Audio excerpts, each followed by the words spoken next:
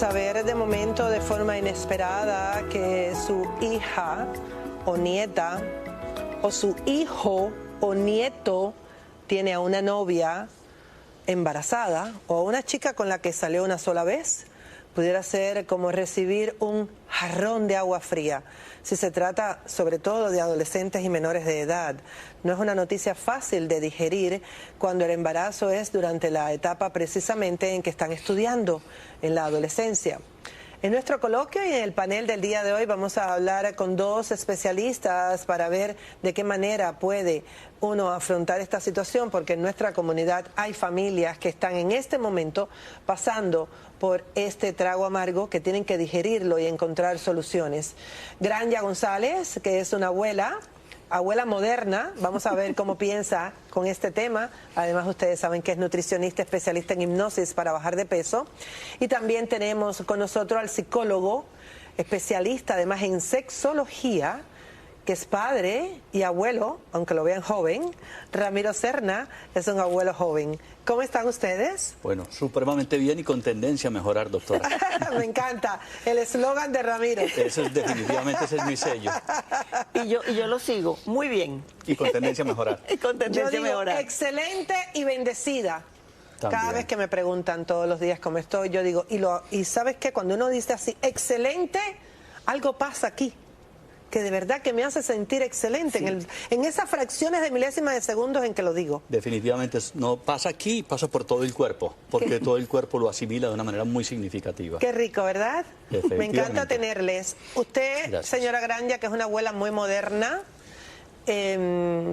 todos conocemos familias que de alguna u otra manera han tenido una noticia sorpresiva de este tipo, y de verdad que es, como dijimos, un jarrón de agua fría.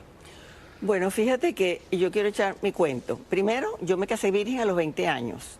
Eso no se usaba en ninguna parte. En esa época uno no tenía antes nada. Vamos a decir tu edad, que yo sé que a ti no te importa. 74. 74 años. Y medio. Casi 75. Casi 75. Entonces, eso era de mi época. Mi hija tiene 53 años, y cuando mi hija tenía 16 años, 17, ella le apareció un novio que se iba a vivir para Inglaterra. Y yo llamé a mi ginecóloga y le dije, te mando a mi hija para que la revise porque tiene que ir, o sea, ella va a tener relaciones. ¿Qué edad tenía tu hija, Granja? 17. 17. ¿Y por qué tú sabías que iba a tener relaciones? Porque si se iba para Londres. ¿Con quién? El novio estaba en Londres. Ah. El novio estaba en Londres, iba para allá. O sea, es como decimos, se cae de la mata, ¿no? Se cayó de la mata. Entonces yo llamé a la ginecóloga y le digo yo, mira, te voy a mandar a mi hija, y cuando después que va, le digo yo, ¿cómo te fue? Ya es mi paciente, no te voy a decir nada. Claro, para guardar la privacidad de la paciente. Entonces ya eso fue, y todas las amigas de mi hija, yo las mandaba directo a la ginecóloga, porque muchos padres o le tienen miedo o no toman las acciones, pero es que eso va a pasar, y eso era, y yo les decía, para tener sexo tienen que estar enamorados. Y eso era para mí la clave. Pero eso no pasa. Claro, siempre, eso no está pasando ahorita. O sea, eso no está pasando ahorita. Realmente. Eso es antiguo. Y vamos a ver, porque este es un tema que podemos estar toda la tarde hablando. Hay una tendencia, y quiero hablar ahora con Ramiro, que el ser humano en general, dígase mujer u hombre, niños, adolescentes, adultos jóvenes, adultos mayores de cualquier edad, entregan primero su cuerpo antes de conocerse las personas en su profundidad y conocer el alma. Bueno, eso es nuevo. Bueno, hay varios asuntos y en eso puedo que yo difiera un poquito, porque hay varios estudios, incluso científicos. Hay un libro de un gran colega, Manuel Matthews, que hace una investigación antropológica de la sexología, y donde incluso anteriormente las iniciaciones sexuales se daban mucho más temprano. Entonces yo quiero hablar incluso desde tres aspectos. Uno, el mío también como experiencia personal, porque yo fui un padre adolescente con mi compañera que era adolescente. Por eso soy un abuelo joven. Así de sencillo. Por ahí vienen las cosas. Entonces por ahí va. Pero Ahí aparte de eso, sí, pero aparte de eso, podríamos decir que después fui un padre soltero, porque yo quedé con mis dos hijas cuando tenían 5 y 6 años. Y ahora tienen 34 y 33 años. Ya que estás hablando de tu caso, que no lo esperaba, así que gracias por comentarlo con nuestra audiencia. ¿Tú fuiste un padre joven a qué edad, Ramiro? Yo tenía 21 años. Bien. Y mi compañera tenía casi 19, no tenía todavía los 19. ¿El embarazo fue planificado? Sí, yo sí quería desde muy temprano ser padre, pero la iglesia me lo estaba prohibiendo, porque ella todavía no tenía 18 años, entonces que no podía, ¿sí? Pero entonces yo quiero mirar tres aspectos en ese sentido. Uno, lo que es esa experiencia personal, otra como psicólogo y como sexólogo, y otra como padre incluso de un jovencito que ahora tiene 15 años y que de alguna manera yo le hago un acompañamiento precisamente para que él descubra una sexualidad mucho más integrada. ¿Por qué? ¿Qué es tu nieto? No, mi hijo, que tiene 14 años y tengo nieta de 8 y de 9 años. Una Muy nieta bien. de 8 y el... O sea, tiene de todo. Tengo de todo. ¿Tú tienes así de hijos de simple. todas las edades, entonces? Yo tengo, sí, tengo una de 34, una de 33 y el hijo de 15 años, cumplió ahora en diciembre 15 años. Pero entonces yo quiero ya luego mirar, porque yo estudié psicología y sexología precisamente, cuando yo veía el exabrupto que se está dando en el manejo de la sexualidad y me di cuenta de varias cosas, que lo que llaman hoy en día educación sexual verdaderamente no es una educación sexual. La palabra educación por etimología quiere decir sacar de adentro y lo que ha habido es una educastración sexual que incluso a Ismael Cala le impactó mucho cuando yo le decía ese término porque realmente no nos están permitiendo fluir de una manera. ¿Qué pasa? En los términos educativos primero hubo una línea de educación, entre comillas, que era represiva. El sexo es pecado, eso es malo, es sucio, una cosa y la otra. Después pasamos a otra fase en la que era el manejo de la sexualidad, pero de manera preventiva, para prevenir enfermedades de transmisión sexual y para prevenir embarazos no deseados. Y hoy en día se está direccionando hacia una educación de la sexualidad más integrativa. Reconocer sin reprimir, pero tampoco darle un desbordamiento, digámoslo así, indiscriminado. Entonces, por ejemplo, en el acompañamiento que yo ahora le hago a mi hijo, sí, él ahora tiene una novia, él tiene 15 años, tiene 2 años con la novia, ¿sí? Y cuando él me contó, yo le dije, me gustaría conocer al papá de la novia.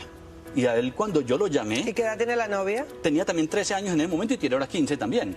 Y yo le estoy haciendo un acompañamiento como padre, como consuegro, y le dije yo a él, venga, yo creo que aquí hay un asunto que es una responsabilidad conjunta. Y yo que trabajo con terapias de constelaciones familiares y sistémicas, sabemos la implicación de eso. De hecho, yo la semana entrante voy para un congreso internacional de sexología para hablar de lo que son los traumas heredados en la sexualidad. Y en ese orden de ideas, muchas jovencitas se quedan en embarazo porque no están resolviendo ese trauma ancestral, porque su madre no lo ha resuelto. Entonces, en ese orden de ideas hay que entender cuáles son esos conocimientos que tiene o no tiene una madre, un padre, cómo poder darles el acompañamiento y la orientación. Porque incluso hasta la palabra embarazo sabemos que no es muy positiva, la vemos como algo embarazoso, algo malo. Pero yo creo que tenemos que darle una mirada mucho más integral, mucho más respetuosa. Obviamente, claro, en un sentido preventivo. Lo que sí es una realidad es que se repite en muchas familias que cuando mamá y papá han sido padres muy jóvenes, casi adolescentes, los hijos después repiten la misma conducta. ¿Por qué sucede esto? ¿Podría realmente hablar con sus hijos y con sus nietos acerca de otro tipo de comportamiento? ¿O sencillamente llevarlos, como hizo Granja, al ginecólogo a una edad temprana cuando empiezan a tener relaciones sexuales? Aquí seguimos acompañándole en este tema que es complejo porque cada persona tiene su opinión y la realidad es que según el caso y la familia, todas las opiniones son válidas, ¿verdad?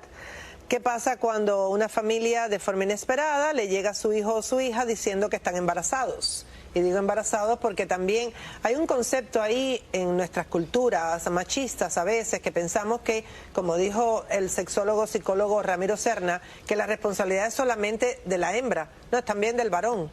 Ambos tienen que tener la educación, ¿verdad, Granja González? Claro, ambos tienen que tener la educación. Y ahora viene para mí lo importante, ¿cómo nos vamos a enfrentar a esto?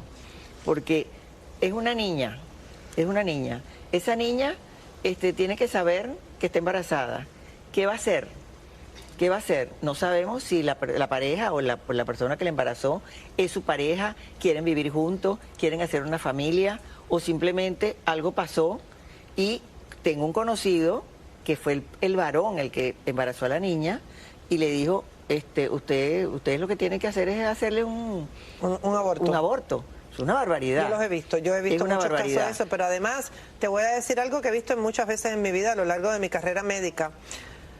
adolescentes, que me imagino que ustedes también, en juegos sexuales, ni siquiera hubo penetración del varoncito, la niña todavía es virgen y sale embarazada. Es impresionante. Ahora, para mí lo importante es que voy a hacer yo como abuela.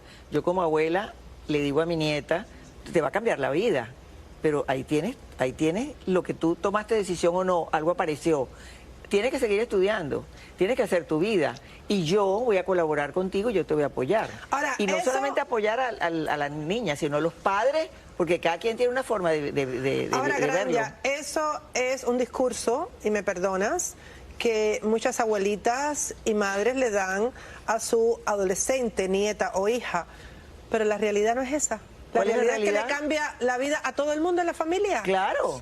Porque para que la niña, Ramiro Serna, siga estudiando como queremos, que es lo lógico, ¿no? El sentido común, la mamá tiene que volcarse a ayudar y la abuela también. Es que es un asunto que no es solamente familiar, sino también social. Y hay que tener en cuenta esos aspectos, de adentro hacia afuera. ¿Cómo se está sintiendo esa jovencita? ¿Cómo se está sintiendo si sabe quién o no es el padre? ¿Cómo, a ver, podemos buscar las estrategias para que el padre o la familia del padre de esa criatura asuma ciertas responsabilidades? Entonces yo pienso que aquí hay un entramado de líneas que son absolutamente necesarios revisar con mucha profundidad, con mucho respeto y con mucha delicadeza. Y porque toda la familia, y toda la familia. Toda la familia, obviamente, Claro. porque afecta a todo el sistema familiar, claro que sí. Pero en ese mismo orden de ideas, toda la familia hay que ser cuidadosos porque vienen, lo que mencionaba ahora la doctora, conceptos de acá, conceptos de acá. El uno es de la perspectiva religiosa, el otro es de la parte económica. Correcto. Y el otro... Entonces, hay un revolú demasiado inconveniente. Y lo que dijo Granja, que yo le he visto también, la familia del adolescente varón dice, yo no me hago responsable de eso. Esa fue su hija, que fue la que decidió tener relaciones sexuales y abrir las piernecitas, porque eso es lo que dicen. Eso es lo que dicen. El hombre es hombre, así dicen los padres del chico. El hombre es hombre. Mira, y hay un autor, Rupert, que hace referencia precisamente a una investigación donde muestra, claro, las cargas de la reproducción están desfavorablemente marcadas hacia la mujer, porque es ella la que lo tiene que cargar. Pero eso es lo que debe cambiar, Ramiro. Y entonces, sí, tiene sobre todo después, exacto, después del nacimiento. Incluso un buen acompañamiento a esa jovencita que está en embarazo, sí, porque es una responsabilidad conjunta y ese hijo no se hizo solo. Entonces, en ese orden de ideas, claro, pueden haber figuras sustitutas, el padre de la chica, el tío, en fin, que le dan comprensión para poder abrir un buen espacio de contención a esa criatura que está llegando, porque esa criatura también merece su cuidado y su atención. Y en virtud de eso, creo que es bien importante poder hacer una intervención familiar, integral, no demonizar el asunto, ¿no? Pero ahora sí yo te pregunto, ¿y qué es lo que ella quiere? O sea, tenemos que saber qué es lo que la persona quiere. Es que ahí por eso digo que no es un asunto solamente personal y familiar, porque también hay asuntos legales. Porque no es lo mismo hacerse un aborto en Colombia, donde está prohibido, o en un país como este, donde no, y entonces no nos podemos descontextualizar. En ese orden de ideas, ¿cuál es el acompañamiento que le vamos a hacer para manejar y sortear las consecuencias de las decisiones que se tomen? ¿Sí? Porque ¿y quién toma las decisiones? Es que ahí es donde viene el problema. ¿Quién toma la decisión? La niña puede que diga, no, porque yo he tenido casos de, mire, es que mi mamá o mi tía me hizo abortar y yo ahora me arrepiento porque yo no quería abortar. Entonces, ¿quién carga con esa responsabilidad y con esa culpa? Ahí es donde yo creo que necesitamos hacer una educación bien integral, ¿no? Asumir, por ejemplo, había culturas tribales donde los hijos ni siquiera le pertenecían al papá ni a la mamá, sino a todo el clan. Y todos se encargaban de protegerlo. Entonces, en ese orden de ideas, podemos ver cuál es el contexto apropiado y saludable para todos. En ese caso, ¿cuál es el contexto apropiado y saludable para todos? ¿Qué es lo que hay que hacer? Perfecto. Porque si la mamá dice, usted no decide porque usted tiene 15 años y usted no sabe lo que usted quiere para su vida. Algún día me vas a agradecer que ahora te lleve a hacer un aborto. Correcto. Pero esa chica queda traumada para toda su vida. Exacto. Y eso, vuelvo y reitero, porque hay países donde es prohibido el aborto. Entonces la mamá tiene que cargar con la responsabilidad de pronto irse presa, porque es que hay aquí elementos jurídicos que también hay que tener en cuenta, ¿sí? Y eso es una responsabilidad colectiva. Por eso el asunto no es así muy deportivo que lo podemos tomar. Es un asunto bastante serio, es un asunto de salud pública que vemos claramente en las investigaciones cómo está afectando toda una comunidad y qué está pasando con eso. Y entonces la prevención para prevenir llegar a ese momento, perfecto. ¿Cómo se hace? Excelente. Porque te voy a poner un ejemplo para que tengas esto en cuenta. He visto un caso cercano, una amiga, que para darle confianza a su hija, escuchen esto, y que se sintiera cómoda en su casa con su novio desde los 13 años, la mamá de la niña le dice, vengan para la casa, cuando se quieran ver aquí en la casa. Entonces, como es la confianza, el exceso de confianza realmente siempre es negativo en cualquier tipo de relación. Total. Tiene que haber una línea de respeto. Entonces, la mamá, pasaron 2 años, los novios seguían, 15 años ya tenían ambos. ¿Dónde está fulana? No, en la habitación con su noviecito, que están haciendo la tarea juntos. Entonces ya hay tanta confianza que la mamá salía y los dejaba porque ya llevaban 2 años juntos. Conclusión, había tanta confianza que en la misma casa de la niña salió embarazada. Sí, es que hay un asunto, doctora, muy importante, y es el tema que incluso hasta detrás de una bicicleta los muchachitos, si lo quieren hacer, lo van a hacer. O sea que hay que tener una muy buena orientación, un acompañamiento. Ojo, que tenemos que pasar de lo represivo a lo integrativo. Obviamente que también hay elementos que son preventivos. Prevenir una enfermedad de transmisión sexual, prevenir los embarazos. Lo que hizo, por ejemplo, los padres y los abuelos, la mayoría, no tienen la capacidad en nuestra cultura de sentarse a hablar de sexualidad con sus nietos e hijos. Para eso están esta maravilla de programas. Porque usted está llevando una información para que las personas se culturicen, se eduquen. Entonces yo creo que es ahí donde tenemos una responsabilidad, los que trabajamos, los que asistimos a medios de televisión, donde vamos a confrontar, orientar a esos padres, qué es lo que estás haciendo, cuál es la responsabilidad que tú vas a asumir en ese compromiso con unos hijos, ¿sí? Reyán y yo, que ella también es psicóloga y sexóloga, mi compañera, dimos un curso que era desarrollo y comportamiento sexual de los hijos hasta los 90 años. ¿Por qué? Porque es que no hable mal de los hijos del vecino hasta que los tuyos no tengan 90 años, porque no sabes qué va a pasar, ¿cierto? Entonces, en ese orden de ideas, hay que educar a los hijos hasta cuando tengan 90 años. ¿Por qué? Porque ellos están en ese acompañamiento también a sus hijos y a sus nietos. Sí, porque me pongo a pensar que también mujeres y hombres, cuando ya son adultos, grandes ya, de 30 y pico, 40 y pico y 50 y pico de años, a veces tienen relaciones sexuales sin cuidarse y tienen embarazos no deseados. Correcto. Con una persona que han salido y lo han visto en la cara 2 veces. Y no solamente eso, sino que estamos al orden del día con la cantidad de abusos sexuales. ¿Y dónde se dan? En los sistemas familiares. Son los mismos tíos, abuelos, que tienen esa condición de abusar de los niños, ¿sí? Ahora, lo que me queda claro es, Granja y Ramiro, que el tema de hablar, como digo yo, de tener conversaciones difíciles, y una de las conversaciones difíciles que tenemos que tener, y lo digo por experiencia porque tengo una hija ya de 26 años, pero he tenido conversaciones difíciles con ella que uno no sabe ni por dónde empezar,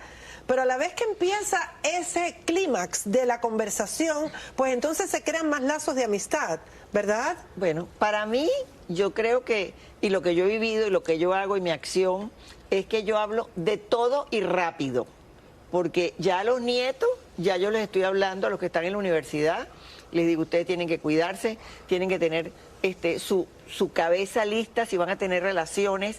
O sea, es que hay que educar, pero educar así, en el 1, 2, 3, ¿qué estás haciendo? Eso que dijiste está muy bien, porque, y Ramiro, me vas a corregir si no estoy correcta, sexológicamente en el lenguaje hablando, ¿no? Porque muchos padres le dicen, protégete, usa preservativo, pero entonces le están diciendo, puedes tener todo el sexo que te quieras, pero protégete. Pero es que la relación sexual va más allá de solamente protegerse para prevenir un embarazo. Es que mire un asunto muy importante, cuando uno empieza a educar a los hijos, incluso en el tema de los valores, porque es que mucha gente cree que la sexualidad sagrada es vestirse de blanco, ser vegetariano y de pronto levitar mientras está teniendo intimidad sexual. No.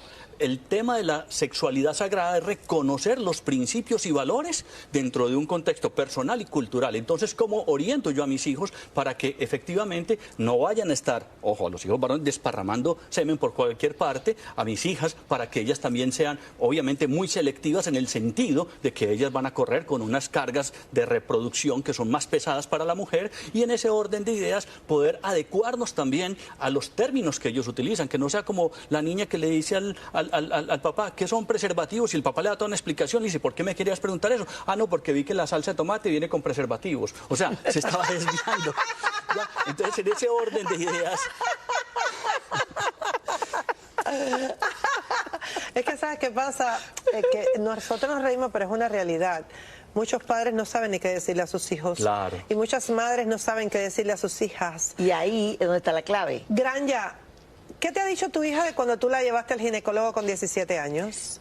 Ahora que tiene 53. Ok, ella fue al ginecólogo sola y entonces yo le dije, hija mía, tú o ya has tenido o vas a tener relaciones y tú tienes que aprender a cuidarte y eres tú, porque yo estoy aquí para apoyarte, pero tú eres la que tienes que hacer tu vida. Pero ahora que tiene 53 años y que tiene hijos... Y que tiene hijos, me lo agradece. Ah, eso es lo que Gracias, mamá. Eso es lo que totalmente saber. agradecida. Sí. Aquí hay un elemento muy importante y ojalá que me dé el tiempo para resumirlo. Nos quedan 30 segundos. Perfecto. Hay un tema muy importante y es la menarquia, la primera menstruación de los hijos. Yo agradezco a un maestro que me dio una orientación para poder darle la bienvenida a mis hijas cuando le llegara la menstruación y a la menor de ellas cuando tenía 10 años, menos de 10 años, le llegó la menstruación, yo la abrazo y le digo, le doy la bienvenida a esa mujer que está llegando a este hogar. Hoy 16 de octubre es tan importante como la fecha de nacimiento. Y le di la bienvenida y le hice un ritual precisamente de darle una tarjeta de bienvenida, una cadena de plata, una cadena con una medallita de una luna para orientarle. Dice, mira hija, si tú empiezas a tener relaciones sexuales ahora, puedes quedar de mamá. ¿Usted quiere ser mamá? No papi, todavía no. Y yo, ok, listo. Entonces vas a tener, porque yo siendo yo psicólogo, les pagué psicóloga para que ellas tuvieran un acompañamiento, porque ella necesita un espacio, un contexto distinto al familiar para hablar sus cosas, ¿ya? Y en ese orden de ideas, esa mujer les ayudaba. Bueno, yo lo que te quiero decir es que si tengo una nieta o un nieto que salen embarazados a la edad que tengan, yo voy a ser la abuelita perfecta y voy a estar con mis muchachitos. No, es que hay una frase que se dice que se ha comprobado científicamente que la locura es hereditaria, se hereda de los nietos, y yo vivo feliz con ellos. Yo soy loco con mis nietos. Hay que realmente tratar de tener conversaciones difíciles con los hijos y con los nietos, porque después es como algo y un impedimento que no les permite vivir lo que deben vivir en el momento y la edad adecuada. Y entonces ya se crían niños que pasan por todas las casas, por todas las manos. El papá y la mamá tienen 15 años, 16 años. Entonces yo creo que hay tiempo en la vida para todo, ¿verdad? Y que si hay buena orientación y si hay buena conversación, realmente puede haber buena guía. Que Dios les bendiga. Gracias, Granja González, gracias Ramiro Serna.